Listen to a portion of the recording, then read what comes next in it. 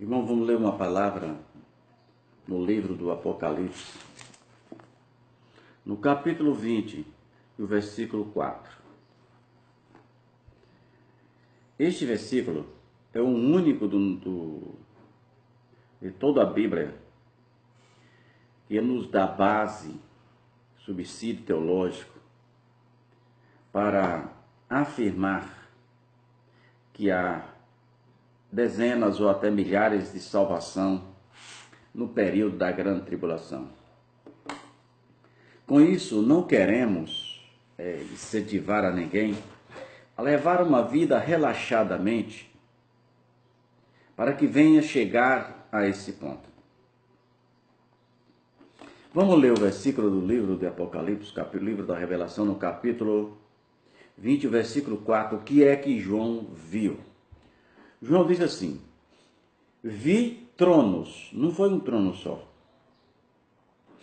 e assentaram-se aqueles quais foram dado a autoridade de julgar. Vi ainda as almas dos decapitados por causa do testemunho de Jesus, bem como por causa da palavra de Deus, tanto quantos não adoraram a besta, nem tampouco a sua imagem, e não receberam a marca na fronte e na mão, e viveram e reinaram com Cristo durante 1000 anos. Na tradução de estudo pentecostal, ela fala: esses são os que vieram da grande tribulação. Na mesma estudo pentecostal, em outros versículos do livro do Apocalipse, fala aqueles que vieram de grande tribulação. Há uma diferença extraordinária, literária, quando eu digo aqui aqueles que vieram de grande tribulação e aqueles que vieram da grande tribulação. Quando eu falo de grandes tribulações, nós temos dezenas, milhares de irmãos nossos pelo Oriente Médio afora, sendo massacrado pelos muçulmanos que não aceitam, o islamismo não aceita quando alguém aceita o Evangelho. Porque o islamismo não tem nada de Jesus, não tem nada de Deus. É satanismo mesmo, não adianta dizer que tem muçulmano bom, só se ele aceitar o Evangelho. Quando se aceita o Evangelho lá naquela região, são massacrados, mulheres de cristãos são estupradas por esses tais religiosos do islamismo que são filhos de Satanás. Eu digo porque o que eles fazem lá no Oriente Médio, com as pessoas que aceitam o Evangelho, é isso. Agora, aqueles que não conhecem a história, fica dizendo maravilha, maravilha coisa nenhuma. Então, não vale para o período da grande tribulação aqueles que vieram de grande tribulação. Mas Apocalipse 20, o versículo 4, é o único versículo da Bíblia que nos dá respaldo, que nos dá subsídio para falar sobre isso. Porque ele diz: ei, aqueles que vieram da grande tribulação. E aí ela faz conotação aos sinais, adoração da besta, do falso profeta, dos sinais e a marca. Mas como poderá alguém ser salvo no período da grande tribulação? Irmão, se não houvesse essa possibilidade, ainda que crucial, ainda que sanguinária, porque a Bíblia fala das pessoas que foram mortas, a Bíblia ela é genérica. O período da grande tribulação para os cristãos, para as pessoas que quiserem morar no céu, ele é genérico. Todos serão decapitados. É o que está dizendo aqui na Bíblia. No livro de Apocalipse, no capítulo 20, o versículo 4. Então, nós precisamos, é por isso que quando eu vejo pastores, até famosos, se preocupando em dizer: olha, cuidado para não aceitar isso que é o sinal da besta. Você não tem que preparar a sua igreja para o período da grande tribulação, coisa nenhuma. Você precisa preparar a igreja para ser arrebatada. Você precisa preparar a igreja para evitar o que está escrito no livro do Apocalipse 20, no versículo 4. Essa mortandade, essa carnificina que vai acontecer. Uma das maiores guerras. E o foco principal são aqueles que conhecem a palavra de Deus. Vamos ler de novo para você que não acredita. Pegue a sua Bíblia, abra no livro de Apocalipse, o último livro, chamado Livro da Revelação. O capítulo é o 20, o versículo é o 4. Se você tiver com a tradução de estudo pentecostal, eu tenho em casa, não tenho aqui no trabalho, essa aqui no trabalho é outra tradução, diz assim: vi tronos, e nestes sentaram-se aqueles os quais foram dado autoridade para julgar. Vi ainda as almas dos decapitados,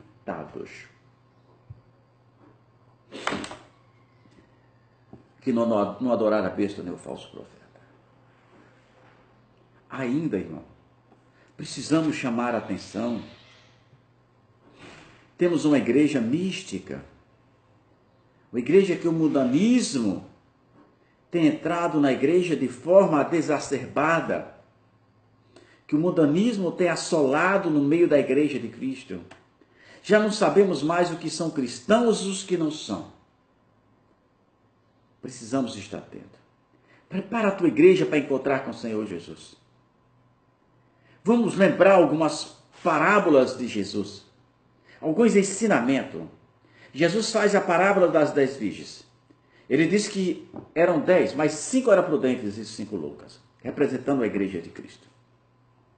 50% ele está falando que aí não vai da igreja de Cristo. E olha lá que tem igreja que não sobe nem 10. Ele disse que 2 estariam moendo no moinho, uma e outra ficava. 2 trabalhando num campo, uma e outra ficava. 2 dormindo, uma e outra ficava, falando a pessoas. E aí vem até uma grande incógnita. Por que 2 estariam trabalhando e 2 dormindo? Jesus é sábio. Naquele tempo, há quase 2000 anos atrás, Jesus trabalhou fuso horário. Ele sabia, Jesus já deixou escrito, que enquanto aqui no Ocidente nós estamos acordados, no Oriente estão dormindo. Então Jesus já trabalhou fuso horário. Não interessa se você vai estar trabalhando ou se você vai estar dormindo. Jesus voltará do mesmo jeito. E para aqueles que ficarem no período da grande tribulação, vão contemplar os seus olhos o que eles nunca imaginaram ver. A carnificina, sem dó, sem compaixão de ninguém.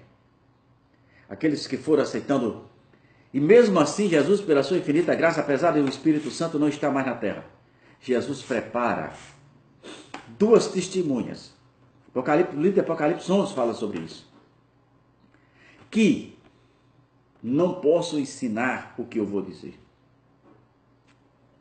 Eu acredito particularmente que essas 2 testemunhas sejam Enoque e Elias, porque esses 2 não morreram. Com base aonde? No livro a carta do escritor desconhecido aos Hebreus, ele afirma que a todos os homens foram ordenados morrer uma vez. E Elias e Enoque permanecem vivos até hoje. Então, com base nisso, eu acredito que essas 2 testemunhas sejam Elias e Enoque, mas a Bíblia deixa ser claro, a Bíblia não nos diz isso. Compreendemos pelo que ela afirma com respeito à ordenança de morrer uma vez. E os outros pregadores dessa época são literalmente judeus. Judeus, homens virgens, jovens virgens, que nunca se deitaram com uma mulher. De cada tribo de Israel, Deus já separou 12 homens compromissados com a sua palavra para ser usado como evangelistas, assim como os do anticristo, que serão marcados na testa com o número 666, os de Cristo, o que Deus escolhe, vai trazer um sinal também. só que é o nome do nosso Todo-Poderoso, nosso Deus de Israel. E contra esses, o inimigo não terá autoridade. Então, prepare a sua igreja, não para o período da grande tribulação. Certo de que haverá milhares de salvação nesse tempo, sim, eu sei que vai. Mas essa salvação não é pela graça. Essa salvação vai custar a vida dele, o sacrifício. E talvez muitos não suportem e neguem a Cristo. Então, meu irmão, não brinca de ser crente. Cargo. Eu sou diácono, eu sou presbítero, eu sou evangelista, eu sou pastor, eu sou apóstolo. Isso não te garante salvação. A função que você ocupa, os títulos que você tem, não te garante salvação. O que te garante salvação é o que Jesus diz: conhecereis a verdade vos libertará. Se o Filho vos libertar, verdadeiramente sereis livres. O que garante salvação é o que Jesus disse àquela mulher lá no tanque de Jacó. Quando ela perguntou: nós aqui os samaritanos dizemos que devemos adorar nesse monte, e os judeus dizem que devem adorar em Jerusalém. E Jesus diz: nem nesse monte, nem em Jerusalém. A hora vem, agora é a hora. E Jesus diz para aquela mulher que os verdadeiros adoradores adorarão o Pai, Espírito e a verdade. O local onde você se encontra não pode ser um obstáculo na sua adoração. Transforme o lugar em que você trabalha. Transforme o lugar em que você estuda, a sua casa, o seu lar, aonde quer que seja. Você tem que ser um instrumento de Deus. Se disponha, se entregue. Se despoje de si mesmo, se entregue como o profeta Isaías após queimar os seus lábios. Eis-me aqui, Senhor, envia-me a mim. Então, os títulos não nos aproximam de Deus, mas podem nos afastarem. As pessoas têm se preocupado demais com a sua imagem. Eu vejo até pessoas cantoras, pessoas famosas, que vai fazer um vídeo só porque vai aparecer no Facebook, aí aparece assim, se arrumando toda. Jesus não está nem aí para a tua estética, Jesus não está nem aí para a sua roupa, para a sua aparência. Não. Jesus quer saber como é que anda a tua vida espiritual. Jesus quer olhar o vaso. É o que tem dentro, é o teu conteúdo. Eu já falei muitas vezes do vaso de alabastro. E eu disse, olha, o vaso de alabastro não tem nenhum valor. Aquele vaso que aquela mulher quebrava não tinha nenhum valor. Mas por que aquele vaso está registrado na Bíblia? Pelo que tinha nele. Alabastro era um vaso de barro comum, usado por todas as famílias pobres de Israel. Mas ele está sendo lembrado em todos os lugares do mundo, onde se quer ler a Bíblia. Pelo conteúdo, a Bíblia diz que ele tinha um nardo puro. A essência pura era o que tinha dele. Então, aquele vaso não foi lembrado, porque era um vaso, porque milhares de vasos daquele eram quebrados em Israel. Não. Aquele vaso só foi lembrado pelo conteúdo que ele tinha. A tua aparência pouco interessa diante de Deus. O que você fala pouco interessa diante de Deus. O que interessa diante de Deus é o seu conteúdo. O que é que você tem?